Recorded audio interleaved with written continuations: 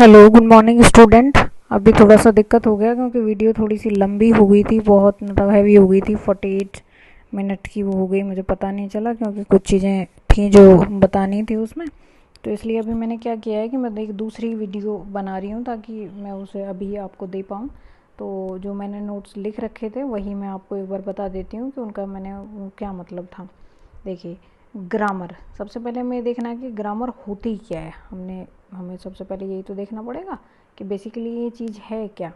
अब तो जो आप ये देखिए कि जो भाषा हम बोलते हैं या जो लिपि हम लिखते हैं उसके जो नियम कानून होते हैं उन सब का जो संकलन होता है वही हमारा व्याकरण कहलाता है।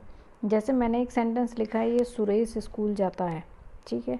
अगर ये मैंने ऐसे लिखा है तो इसको लिखने के पीछे कोई वजह है, क्योंकि ग्रामर के नियम कानून ऐसा कहते हैं कि हमें ये सही लिखना है। अगर मैं इसको ऐसे लिख देती है स्कूल जाता सुरेश, तो ये सेंटेंस आपका गलत माना जाता।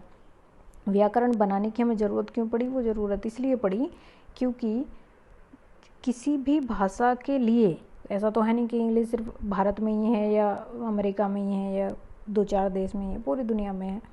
तो ताकि लोगों को समझने, बोलने, लिखने में उसे दिक्कत ना हो, एक जैसे नियम कानून कायदे बना दिए गए और उन्हीं के हिसाब से सब लोग अपना काम करते हैं, फिर उसको वैसे ही करते रहते हैं, लिखते पढ़ते रहते हैं, ठीक है। अब देखिए, एक छोटी सी बात और है यहाँ पे कि एक होती है भाषा और एक होती है लिपि।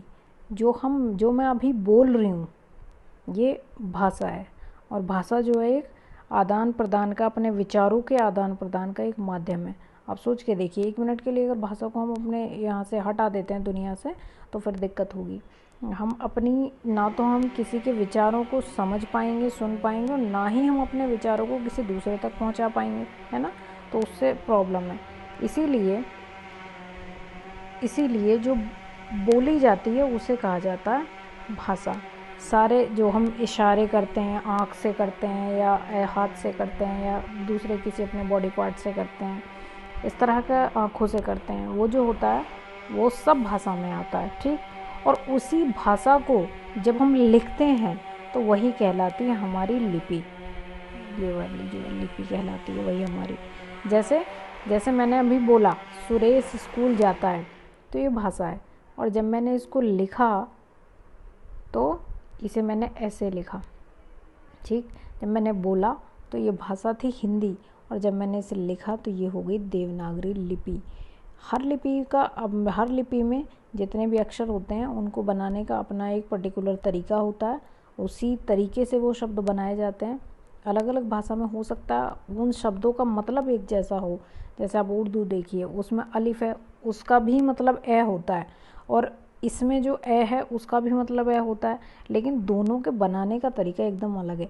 जैसे मैंने ये ए लिखा, ये हिंदी का ए है, और अगर मैंने ऐसा खींच दिया तो ये अलिफ हो गया, है ना। मतलब दोनों का एक है, लेकिन दोनों का बनाने का तरीका अलग है। तो यही होगी हमारी लिपि, ठीक है। चलिए अभी इसी को करके देखती हूँ मैं, ये छोटी वीडियो है।